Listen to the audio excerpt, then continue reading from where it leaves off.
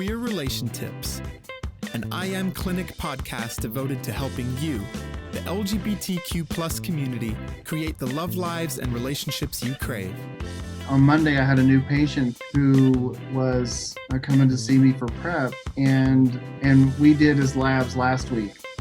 And so then when he came in for his actual intake on Monday to see me, and I was like, "You're positive for gonorrhea of the throat." And he's like, "Well, I haven't had sex in 4 years. So how did I get that?" And I was like, "Well, have you ever had your throat swabbed to be checked for gonorrhea and chlamydia?" And he said no. So I think that has a lot to do with it. So unfortunately, there's a lot of providers that are out there that don't do 3-site testing, and all those areas are independent of each other. Some patients feel that if they're positive in their throat, then they're positive everywhere, but that's not true. All those sites are independent. Obviously, LGBTQ+ sexual health is a very important topic. Many of us didn't have the talk, often leaving those of us in the LGBTQ community feeling as though we have to reinvent the wheel or fake it until we make it. But thankfully, we get to talk about it now. On today's episode, we have an inquisitive nurse and a brilliant nurse practitioner and a dear friend of mine, Randall McDavid, who break the ice on a conversation that is usually held within the private walls of a doctor's office. They talk about condoms, sexual health, STIs, and what research is showing us about HIV prevention medicines like PrEP. I hope you enjoy.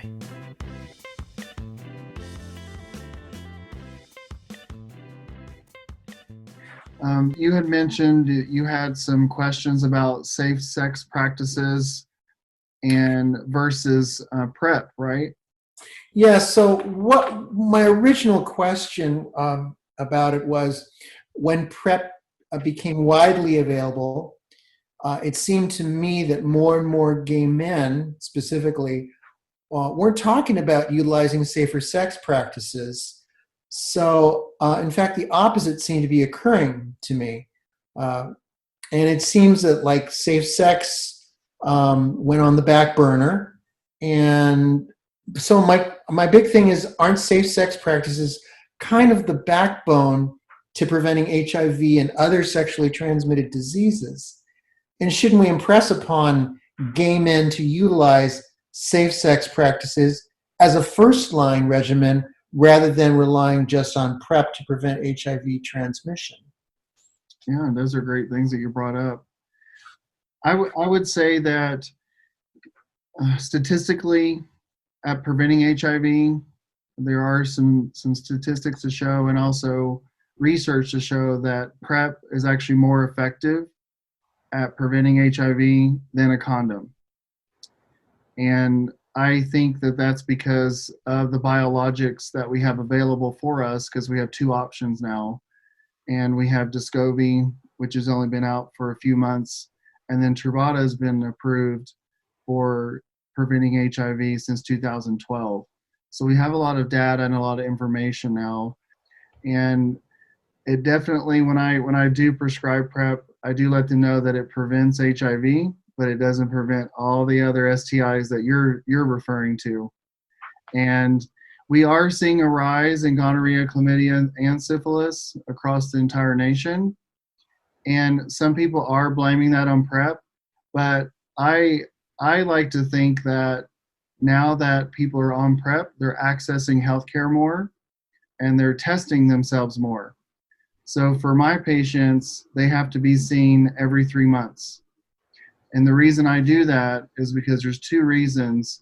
If someone's on Truvada, it's a little more taxing on the kidney, and I want to keep an eye on their renal function. Yeah. And the same thing goes for Descovy. Even though it is a little bit easier on the kidneys, it still affects the kidneys, and I still want to keep an eye on that. The other reason I see people every 3 months is because 85% of biological males do not have symptoms of STIs. I can't tell you, and I think that's a CDC statistic, but I can't tell you, I feel like it's much higher than that, especially in my practice when I call and let people know that they're positive for gonorrhea, chlamydia, or syphilis. They don't have any symptoms. Which is interesting, because I remember the traditional things back in the 60s and 70s I'm 62 in a few months. What was interesting is that it seemed everybody would experience some types of symptomology, which was interesting. Mm-hmm. But from what you're telling me, it's like either we've evolved, or is it possible that just men aren't paying attention to the subtle differences? Like, gee, this burning, it's probably something I drank or ate. Sure. Yeah, it's really it's interesting because I work in a sexual health clinic. That's what my clinic is. And just on Monday, I had a new patient to me who was coming to see me for PrEP, and we did his labs last week.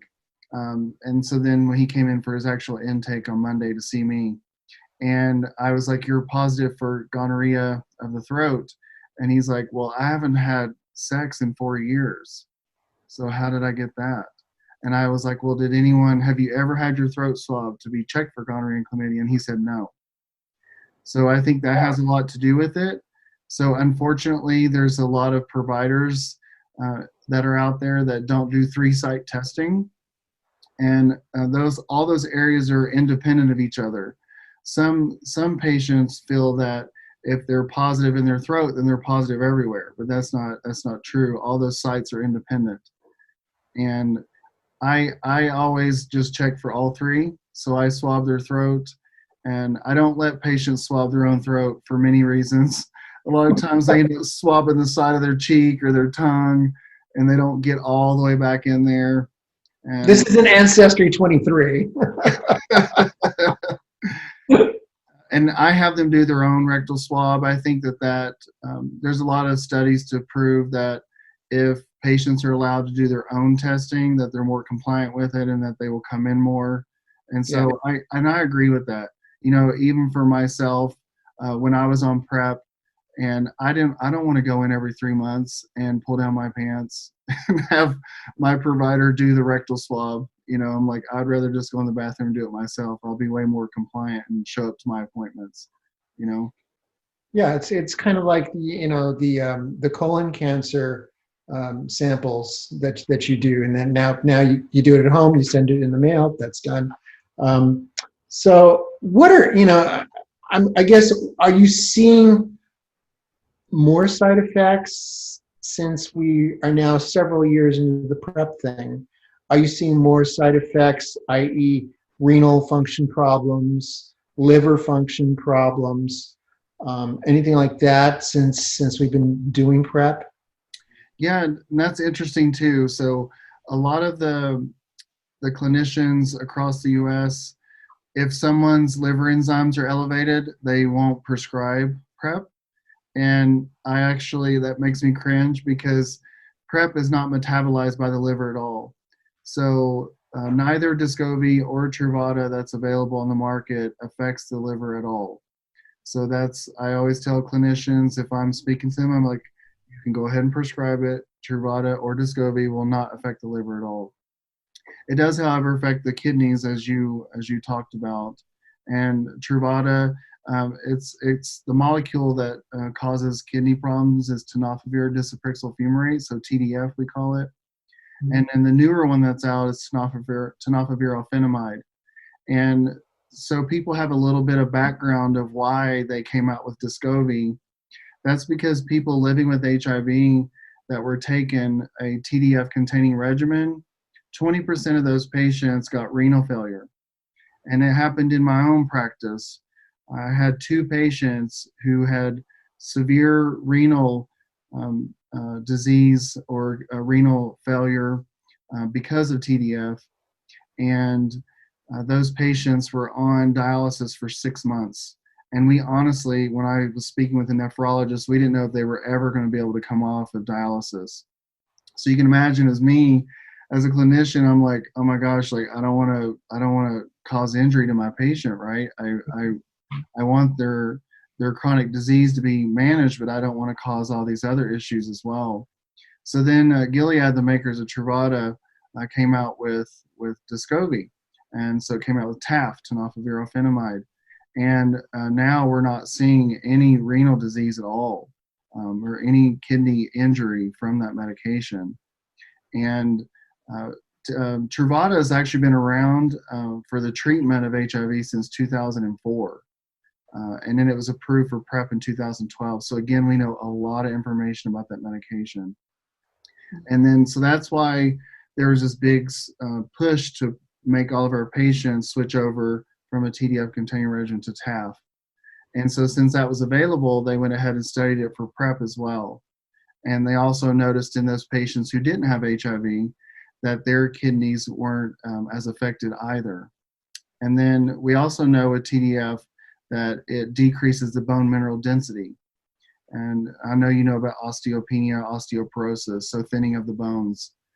You know, especially for our female patients who have either surgical menopause or they actually get menopause naturally on their own, and they lose that estrogen, they start to lose bone. And, you know, taking TDF on top of that is not a good idea. And if you smoke on top of that, you know, it's like a recipe for disaster. So addressing bone density, TDF versus TAF, Descovy is a better choice simply because we're reducing the possibility of losing bone density. Am I correct? Yes. Are we suggesting supplements for people on TAF? You know, it's not been studied. You know, for my patients that are on Truvada, is it a good idea for them to be on a calcium supplement and take vitamin D? Probably. I think it's a good idea just for anyone to be on vitamin D. Even here in Denver, where we have over 300 days of sunshine, almost all of my patients are vitamin D deficient. And we like to see that level like 60 or above. Yeah. Most people, when I check them, they're in the 20s. Yeah. And the only way to get vitamin D naturally is to be out in the sun with no sunblock for 15 minutes every day. And most people don't do that. And then most of us don't drink whole milk, which has a lot of vitamin D in it anyway. So that's another way you can get it that way, but you just have to use supplementation for it. Which is probably a lot easier and a lot simpler than, you know, other things that people would do for vitamin D deficiencies. Yeah. Popping a pill is probably the easiest thing to do. So speaking of supplementing with vitamin D and calcium, what are you recommending to your patients as far as the supplement goes, the amounts?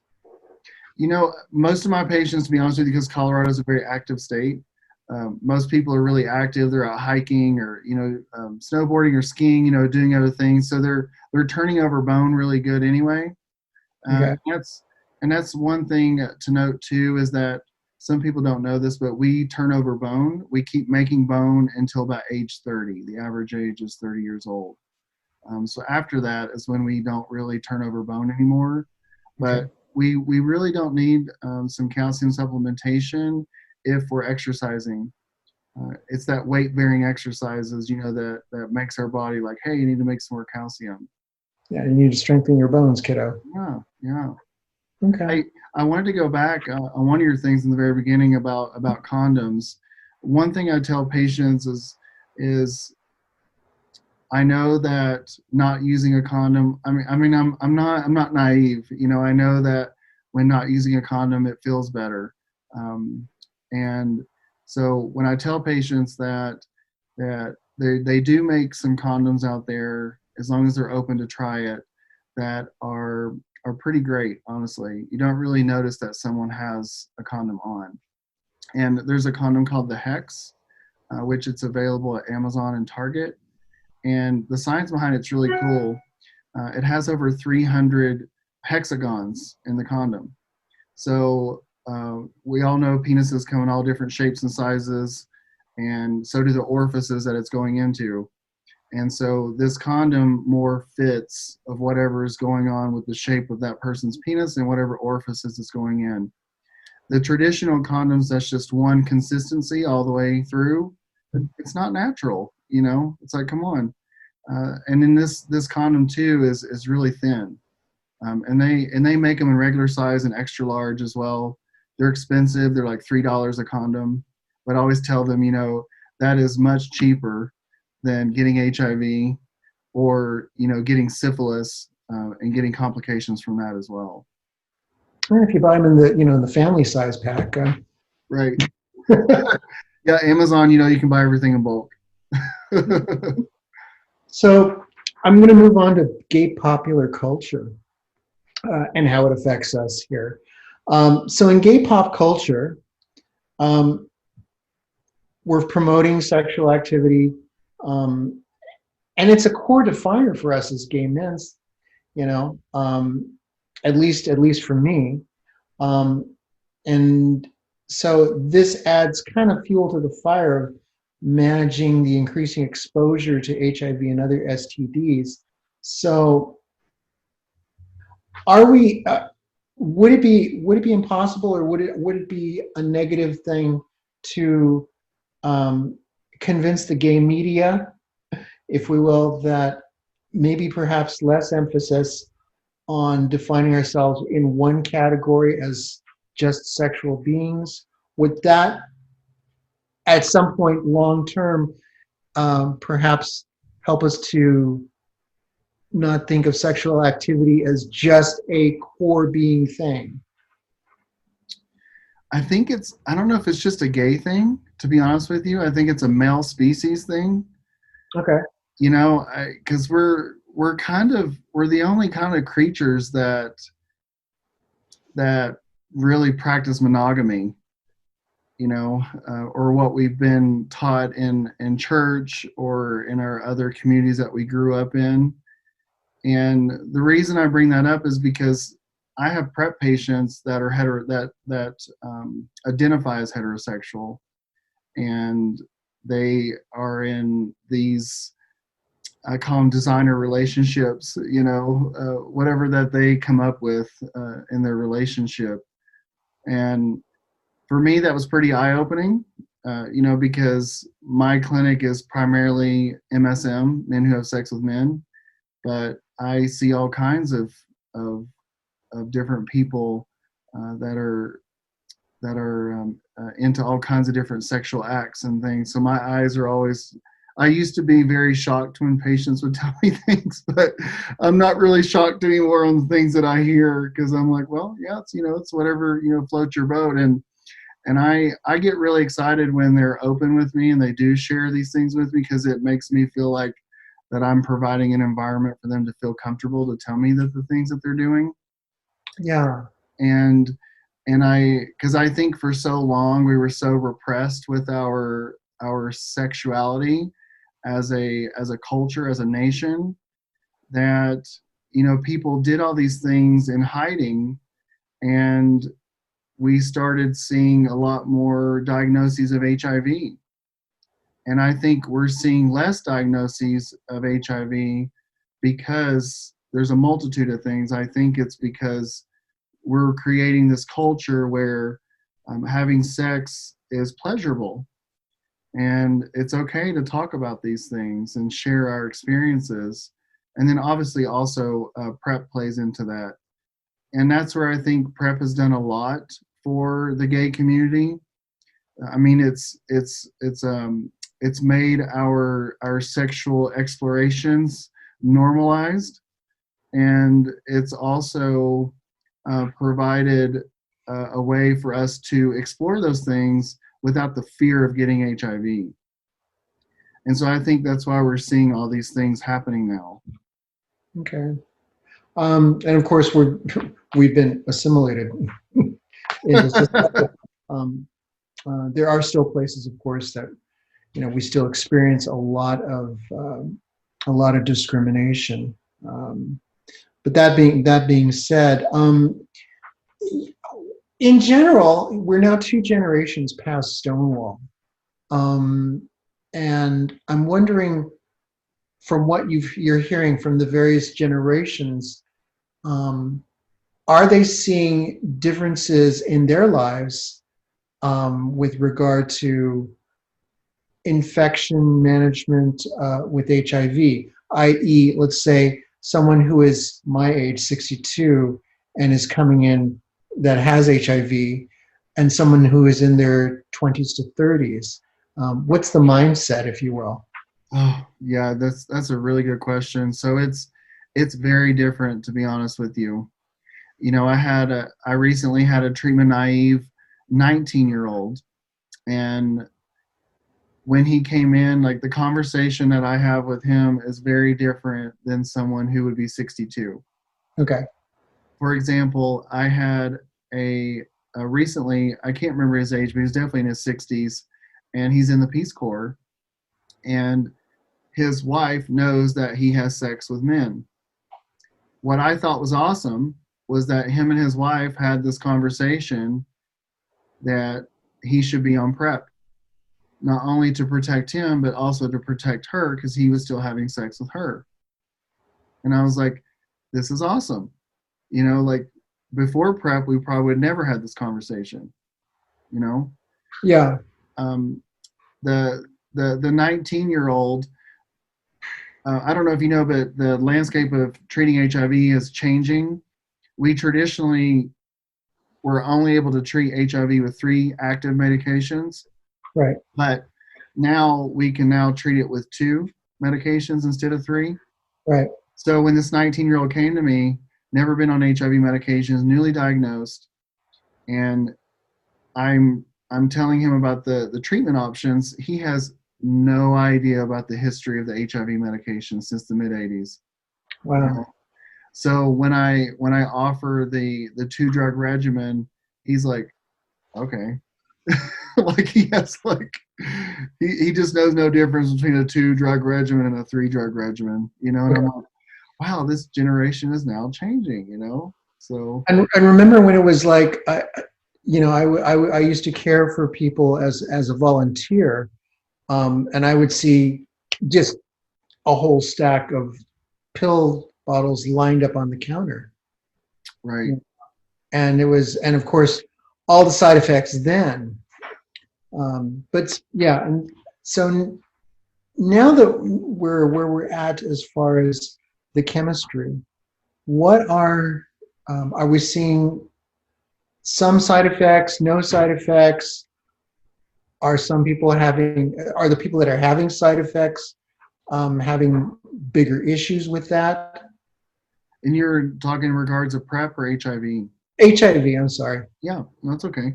Yeah, so that's why I think we're seeing less HIV diagnoses for 2 reasons. For the first time, we have seen a decline in the HIV diagnosis. We have not seen that since HIV was discovered. Okay. And the CDC, I don't know if you know, but their statistics are 3 years behind. But for the first report from 2017, we're seeing a decline in HIV diagnoses. And I think that's because our HIV treatments are way better. So I will tell you that most of my patients have no side effects at all. And where you were talking about, you know, these pills lined up, those were the days where people would rather just have HIV than deal with the side effects because it changed the way they looked, right? It made their face sunk in, it made their arms and their legs skinny and their bellies big. And so people could almost tell if someone was HIV positive. And their colors would change, you know, in their face. Yeah, that pale ashen thing. Yeah, and sometimes they get a buffalo hump, you know, on the back of their neck. Yeah. So there's just a lot of body image issues that would happen. And then people would be going to the toilet all day long, you know, throwing up or having diarrhea, and they would rather just live with HIV.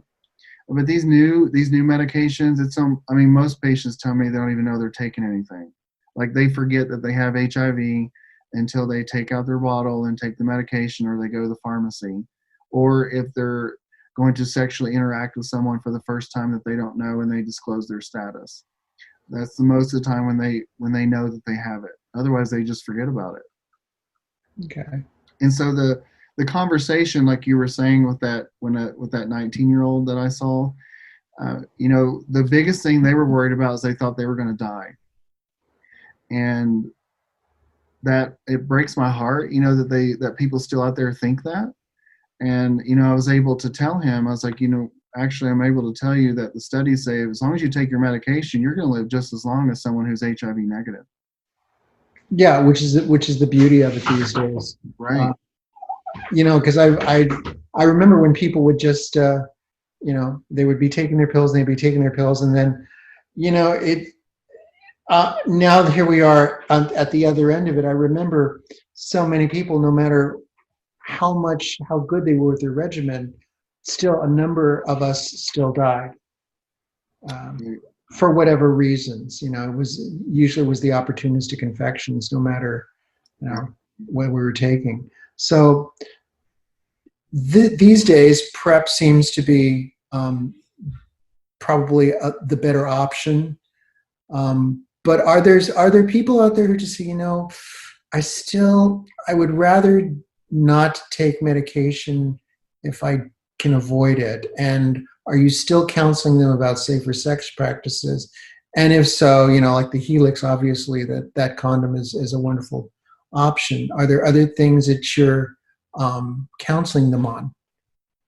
Yeah, we always talk about safe sex practices for sure, because as we mentioned earlier, that PrEP only prevents HIV. It does not prevent gonorrhea, chlamydia, syphilis, herpes, genital warts, all the other things that you can still get, Yeah. Yeah. So I still have some really like type A people who always use a condom 100%, but they just want that extra insurance, Okay. And when people come in for PrEP, I really congratulate them, and I tell them, I'm really glad you're here, and that PrEP provides a way for you to take charge of your own health care, and you're not putting it in someone else's hands. And that's a lot like what we do sometimes, right? When I ask patients about, do you know your sexual partner's HIV status? And they're like, well, they tell me they're negative, right? And so PrEP provides this extra layer of protection for the psychologically, because, let's be real, people have sex under the influence of things, and they're not making the best judgments at the time. And I've had people, tell me, they're like, oh my gosh, I'm so glad I'm on PrEP, because I woke up the next morning, I don't even remember who that was. I don't even know if they're HIV positive or negative. I don't even know what I don't even know their name, So, you probably remember when there was just post-exposure, and I still see those patients too. They're real anxious, for the whole month they have to be on a full HIV regimen with 3 drugs. Oh yeah. And now, speaking about those post-coital people, so they come in, they see you, they're all nervous, you put them on a regimen, and what are you seeing at the end of the regimen with testing? Because you'll probably be testing 3 months later, and then 6 months out, and then 9 months out, and then. Yeah, honestly, most people transition into PrEP because they're like, I don't want to go through that again. Okay. Yep. So those are prime candidates, for people transitioning over. Okay. And that's one thing, because in your state, in Colorado or in California, and actually it just passed, Governor Polis passed this recently here in the state of Colorado, is for pharmacists can dispense PrEP, and they can dispense post-exposure, which I am so excited that pharmacists can do that. We're trying to work with pharmacists here locally, so we're a referral source for them. So like if a patient comes to you as a pharmacist and wants post-exposure, great, but please link them to someone who can do PrEP. Right. And counsel. Yes, absolutely.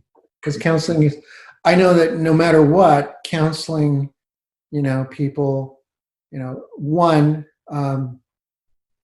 disseminates truth instead of myth, because we've all heard the myth stuff, and that still goes around. And two, people sometimes just need to be told, hey, you know what, we're going to get you through this. We're going to get it okay. Okay. Right. The other thing is I guess, and the last thing that I wanted to discuss was the cost of PrEP and how we can arrange for how it's paid for. Is it recognized by most insurance companies? That kind of thing? Yeah. So good question. Unfortunately, these medications are very expensive. So currently right now, Truvada and Descovy are pretty similar in their prices, which is around $1,800 a month without insurance. Gilead has a patient assistance program because they're the manufacturers of both of those options. And they give the patient $7,200 a year. So, let's say someone, their copay, because it's a top tier copay, because any antiretroviral is going to be at the top. So let's say the copay is $100. If they go there and the pharmacist is like, it's $100, and then they have the Gilead copay card, then they owe nothing. Most patients owe nothing on their medication. And here in Colorado, we're lucky. We have an insurance called PHIP, and it's for patients who are seeking PrEP. And so their PHIP will pay for their office visit, for their labs, and any vaccines that are related to sexual health. So like Gardasil, hepatitis A, hepatitis B vaccines. Those are all covered. And then we sign them up for Gilead Advancing Access so they can get their medication paid for. The one thing that's coming up is in September, Truvada is supposed to be going generic. Now, some people get excited about that, but as far as I know right now, that there's only one company that is going to be manufacturing the generic formulation of Truvada. And so what that means is that it's an expensive generic. So, I still don't know what that price is going to be. It'll be interesting to see how insurance will they force us clinicians to prescribe the generic formulation for patients who are already on Descovy. Will they make them come off of it if they don't have any kidney issues or bone issues? Right. Who knows? So that'll be interesting to see how that happens over the next few months. Oh, that's great. That's great. Well, my friend, that was everything that I had for this session. I just didn't know. I'll ask you: is there anything that we didn't cover that maybe should be said before we end? I guess I was more wondering for you, like, because you mentioned you're 62, Right. and your other friends.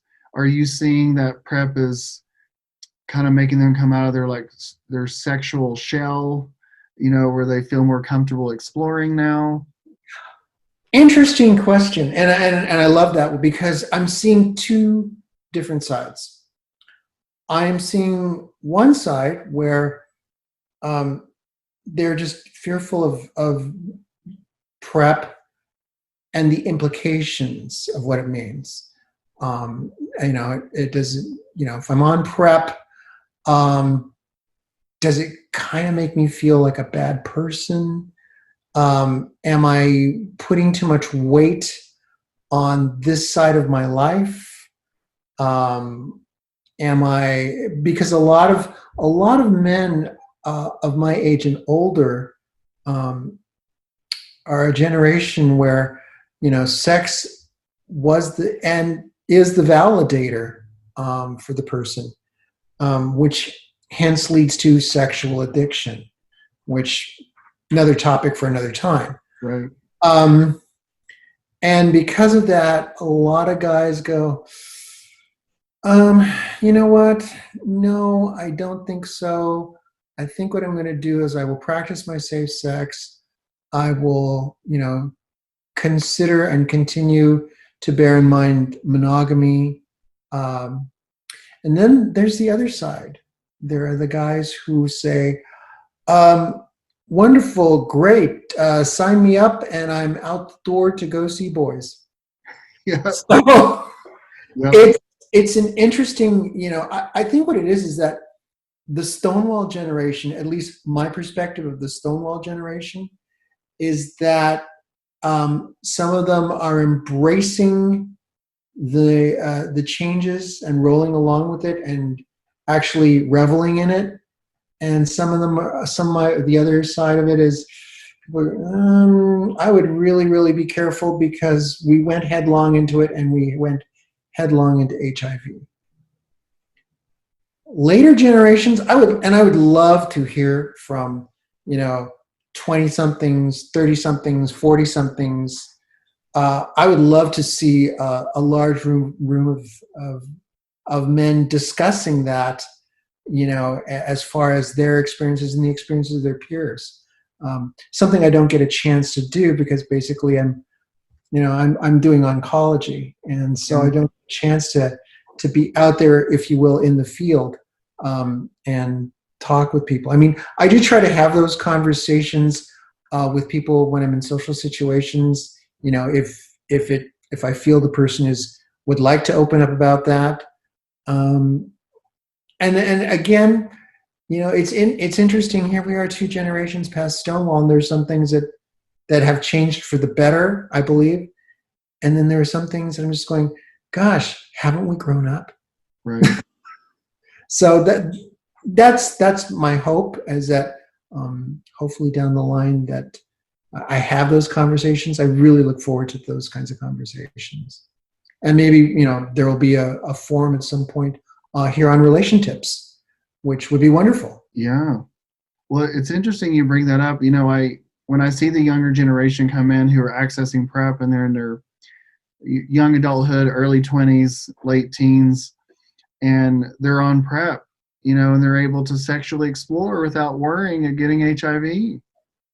Yeah. So, and I'm 41, and I'm like, wow, like to be that young again and to explore like that and to have your youth, when you can explore like that, it's very different, from when I grew up, for sure. Yeah. Yeah. And so I definitely think that PrEP has provided a landscape for people to feel safe to sexually explore and not worry about getting HIV, which is very magical. I think it's just great. And I'm not sure, have you heard about on-demand PrEP? That would be brand new to me. To be honest with you, I've not followed as much about PrEP as I could have, because I spend most of my time with cancer drugs. Sure, yeah. So PrEP right now, it's recommended to take it once a day. Okay. And it's with or without food. The most common side effects are nausea, abdominal cramping, headache, and they usually happen within the first week if they get them at all. And typically it goes away after the week. And for some people who don't have that much sex, on-demand PrEP is a great option for them. It's also called event-driven PrEP or 211 PrEP. And what happens, and it's not FDA approved, but there's been several State Department of Public Health who have endorsed it. San Francisco has, New York, and Denver has as well. And the science is really great. It was done by a physician in France, and it's called the IPERGAY study. But it was shown to be just as effective as someone who took it every day. And what happens is that you have to kind of know when you're going to have sex, though. That's the only thing. Sometimes sex is spontaneous, but for on-demand, you have to kind of know. Yeah, it's kind of difficult. You're all of a sudden you've met somebody, and it's like, can we continue this in about 2 days? Right. Yeah. Can you come back in 24 hours? Yeah, exactly. It's like, Yeah. So actually, I've had a lot of. I didn't think that many patients would be interested in it, but I actually have, especially during COVID, because patients aren't having as much sex. At least that's what they tell me. But anyway, you're to take 2 Truvada. It's not been studied with Descovy, by the way. So we only have data on Truvada, so I can only recommend it with Truvada. But you have to take it 2 to 24 hours before the sexual act, and then you take 1 Truvada for the next 2 days after the sexual act.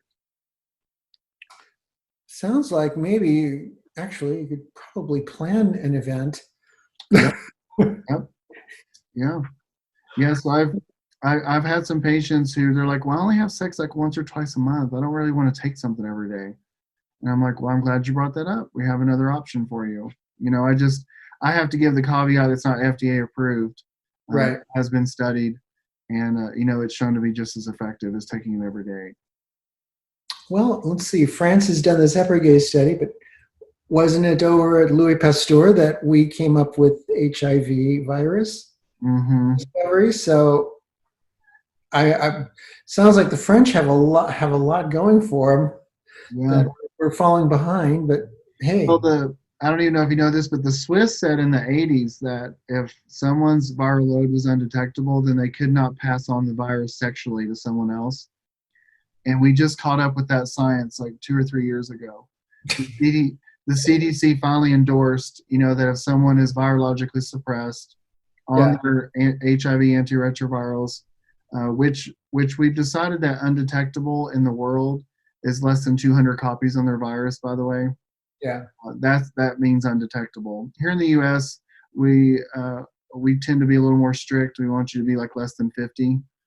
But if you're less than 200, you're considered undetectable. And so this whole movement of U equals U, undetectable equals untransmittable, has been very powerful, which is a great tool. I let my PrEP patients know, with confidence when they're having sex with someone who's HIV positive and they say they're undetectable. I'm like, actually, you don't even have to be on PrEP. Like, as long as they're undetectable, you're not going to get HIV. And I think that's a very powerful tool. And on these apps, where people hook up, like Grindr or Scruff, they will actually have in the profile like TASP, capital T, little AS, capital P, and that's treatment as prevention. And so I educate my patients that actually means that person is positive and they're undetectable. And you wouldn't believe how many people don't know that. It's funny. We come up with so many acronyms in medicine. Right. It's so hard to keep up sometimes when somebody throws, like, oh yeah, PLL3, whatever. I go, okay, I need to go look that up real quick. Right. Urban Dictionary is good. Yeah, Urban Dictionary. So, my friend, thank you so much. This was really, really fun. Yeah. Thanks for doing this, and I appreciate your questions. They're great.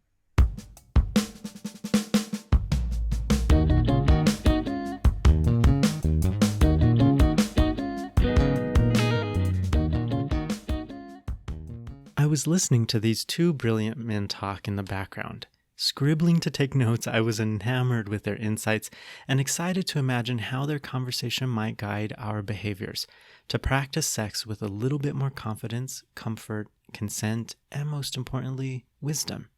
Many of us have preconceived notions about sex, what works, what's smart, what's best, but I am so thankful for people who are willing to ask the bold questions and the professionals who know the answers so that we can know what is accurate about sex and our bodies. Many of us never got the birds and the bees talk, and certainly didn't get the bees and the bees talk. And this often leads to a silence in our sex lives that might leave us exposed to risk, emotionally and physically. Hopefully, though, today's episode gives you the information you need to stay safe and keep sex fun. Have you talked about sexual health with your partner? In my experience as an LGBTQ+ therapist, I've noticed that we often get into sex first and then have the serious conversations after. But I believe knowing your partner first and creating the safety before sex will make sex, well, more sexy. I hope you enjoyed today's episode and that you take some of the wisdom you gleaned from these two brilliant men to improve your sex life and keep you safe out there. Have fun, and until next time, take care. Mwah.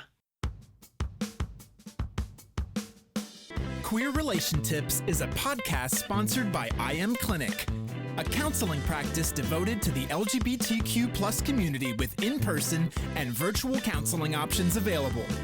iAmClinic. Create the love lives and relationships you crave.